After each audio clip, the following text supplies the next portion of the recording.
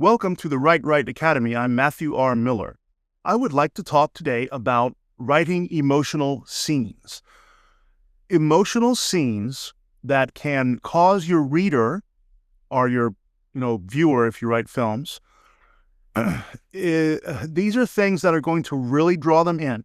If you can produce authentic emotions in your readers, you are going to create fans and you're going to create really good writing. Creating emotions in the reader is not easy to do. And it's definitely a skill, a technique, a learned skill. And it's got to be something built up throughout your entire story. So let's talk about some practical ways you can do this. The first thing to do, if you are a writer, or any artist really, is to draw from your own experiences. So I've done a little bit of acting, and when you want to cry in a scene, there's a few ways to do it. Some people can fake it.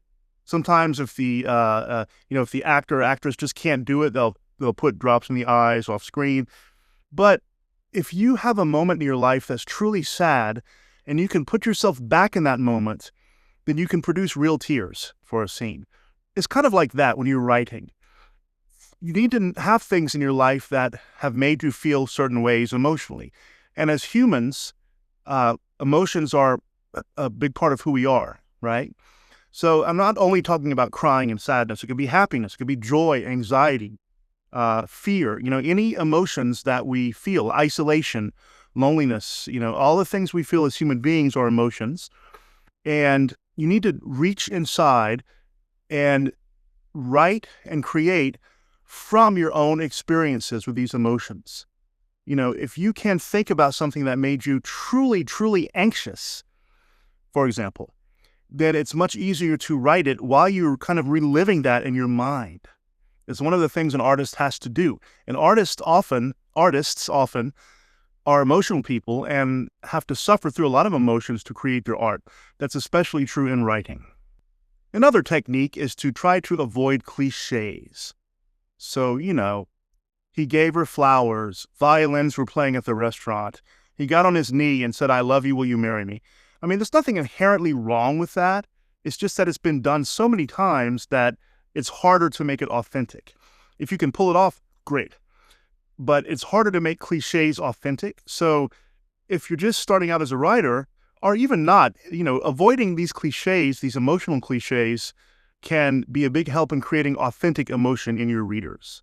Another thing to remember is that the emotional scene has to be built up to throughout your story. If, let's say my example before, a man and a woman are in love, and, or any two people are in love, and they, you can't just out of the blue, "Hey, she said I love you. All right." It's not emotional. You have to build up to it throughout the story. So whatever emotion you're creating, build up to it. I think about horror because that's what I write. And, I like horror movies that are creature features, that have some kind of a demon or a monster, a werewolf, something like that. I like the ones with practical effects, not CGI. And one of the rules of having a creature feature in a film is that you don't show the whole creature too early. You build up to it, little snippets here and there. Only at the end do you get to see the full creature, and then it's really impactful and emotional. Do you remember the film Ghostbusters, the first film, when the Ghostbusters are, one of them is told, I think by Zool, that whatever you imagine in your mind, this is going to be the enemy I create for you. And he imagines, was it Dan Aykroyd? Imagine the Stay Puft Marshmallow Man. And so this giant man made of marshmallows from a commercial is stomping through the city. But when they first show it, you hear this doom, doom, the footsteps. And then you see through a little slit between two buildings, this kind of giant creature cross over. You don't know what it is yet. It's horrifying. Then when they show the whole thing, of course, Ghostbusters is a horror comedy, so it's funny, but they build up to it. Another good example of a creature feature that pays off in the end and doesn't show it off too soon is the creatures in John Carpenter's The Thing, that fantastic classic horror film. These are some disgusting, weird-looking creatures, but they don't show them all in the beginning. They build up to it. So in the end, when you finally have this weird hybrid human-dog monster thing evolving to be like a human, it's truly creepy, right? It's terrifying. So build up to it. Don't reveal the big emotion all at once. Be subtle about it. Build up to it. Okay. Another important skill in creating emotional scenes is showing versus telling. Now, I know show don't tell is a good general principle in all of writing. It's not, an inviolate rule. Sometimes you have to tell. But when you're writing emotional scenes, it's tempting to just to state the emotion, right? To say she felt scared. It's okay to mention emotions. I'm not saying don't do it. But something you can supplement that with is showing actions or sensations describing what the character's feeling or saying. For example, when you get angry, what happens? I mean, really angry, someone really makes you mad. You're trying to control your anger. Well, my face flushes, it gets warm, the blood rushes to your face, your body kind of tenses up, right? Your brain kind of shuts off and you have a single-minded purpose. So that's what you feel. What about what you do? You might clench your fists, you might tighten your jaw, you might stare at someone. Sometimes as humans, we might instinctively make ourselves look bigger. It's kind of like an animalistic thing. All right. Sadness. When you feel sadness, instead of just saying he felt sad, what can you do? Sometimes when you're so choked with loss and emotion, you feel like something heavy is on you. You cry so hard you can't breathe, right? Sometimes you feel sometimes even numb. You might cry and wail, or you might just kind of become numb. Some people go blank. So these are things to describe. When you feel anxiety, have you ever had a panic attack, like an anxiety attack? It's really terrifying. If you've experienced it, you know what I mean. You really feel like you're dying or something. And so what do you feel with anxiety, heavy anxiety? Become hard to breathe, right? Sometimes you have that kind of lump in your throat feeling. Sometimes your senses tone down so you don't hear and see as much.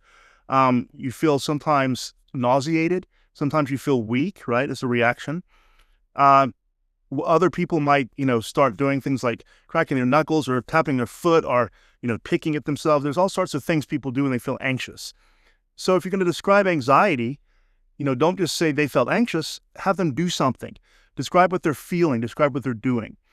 So that's a good way to create emotion, is to show instead of telling. Also, try to avoid melodrama.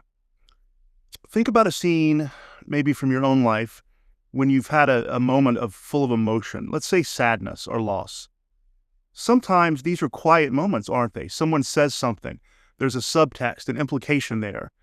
Someone else listens, says something back. It's not just all, crying or, oh God, I'm so miserable, or yelling and fighting. It's often very, very internalized. It's often very subtle. So do that. Describe emotional scenes subtly. Of course, you don't have to always be subtle. Like all of writing, there are exceptions to every principle, right? But if you can really make it subtle, then it becomes very authentic to the reader. One common factor in people who feel strong emotions is vulnerability. Think about all of our emotions, especially the negative ones. Sadness, feeling abandoned, loneliness, anxiety, fear, pain, terror, dread. All of these have at their heart vulnerability. And when someone is exposed and vulnerable, meaning in a dangerous situation, whether that's emotional, literal, physically, they're vulnerable, they're open, they're exposed. And so creating vulnerability in your characters over the story will make that scene all the sadder or all the more emotional. For happy emotions, joy, cheer, relief, ecstasy, all the happy emotions we also feel, fulfillment, friendship, the warmth of love. These also come from a place of vulnerability, but fulfilled vulnerability, So if you have, let's say, you're someone who feels abandoned and lonely, and you've been left or abandoned several times in your life, let's say in romantic relationships, you finally meet the right person and they don't abandon you. And that's kind of like fulfilling that hole that was in you, fulfilling that need. So it is also vulnerability, but it's the flip side. It's the fulfillment of that vulnerability. So keep vulnerability, it's a hard word to say several times in a row, vulnerability, keep it at the heart of all your emotions, your emotional scenes, and it will go a long way. Another tip in creating especially negative emotions, and of course, as a horror writer, I write about more of those than the others overall, is to have characters that are innocent or helpless. Boy, nothing's going to tear at a reader's heart like someone who's innocent or helpless. Let me give you a couple of examples of this. Of Mice and Men by John Steinbeck. If you've read this, then you know. If you haven't read it, it's about two guys, basically, and their names are George and Lenny. They're farmhands. They travel around getting work on farms the best they can, trying to survive. They're poor. George is a good guy. Lenny is, I guess you would say, special needs. He's a big, strong man, an adult, but he has this childlike innocence about him, and he's special needs, okay? So, spoiler alert. In the end, Lenny has done something bad. Throughout the book, he's done things impulsively. He killed a rabbit with his bare hands. Towards the end of the book, he ends up accidentally killing a human being. He didn't mean to at all. He's an innocent person and a good person. He didn't mean to do it. But here you have Lenny, this big overgrown child, and George knows that, they're going to be arrested and Lenny's going to just be in prison, and he can't take it. So George decides to kill Lenny. Now, it's an act of mercy in the book. It's like euthanizing a beloved pet. So he has Lenny look out over the landscape, George starts describing the life they're going to have. Lenny, we're going to have it great. We're going to find a house, blah, blah, blah. Lenny is looking out, and he's just so happy, and he smiles, and he doesn't even realize that George shoots him in the back of the head. It's an incredibly emotional scene. Even thinking about it now makes me want to almost tear up. And that's because Lenny is so innocent and vulnerable that when he does something bad, he didn't even mean to, when he dies, wow, it really tugs at your heart. Another very emotional scene is in The Never-Ending Story, which you may know as a movie. It was also a book written in German by Michael Ende, I think is his name. And there's a scene where, if you know, Artax the horse dies. Artax's boy, friend, owner, whatever you want to say, Atreyu, they're going through the swamps of sadness, literal swamps, but swamps of sadness.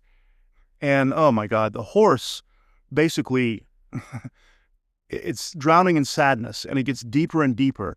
And the boy is just trying to pull it. No, come on, come on, come on. And the horse goes under and dies. It's incredibly emotional, incredibly emotional.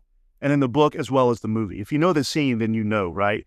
It's a tearjerker, a real tearjerker. And that's because animals are innocent. Animals are perceived as innocent, loyal, loving. That horse didn't do anything to deserve that.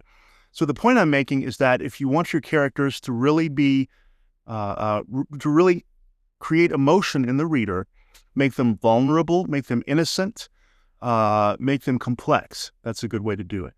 So those are just some ideas about writing emotional scenes. The main thing is to try to avoid cliches, try to avoid describing it like you're looking at it from far away. Put yourself in that scene, put yourself in those emotions, and write from that. There's really no other way to do it well.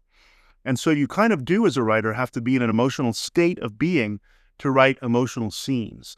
That's not the case with all of writing. Sometimes writing is just a skill, and you can write a scene without having to maybe literally be in that scene internally. But when it comes to emotions, you really do need to be.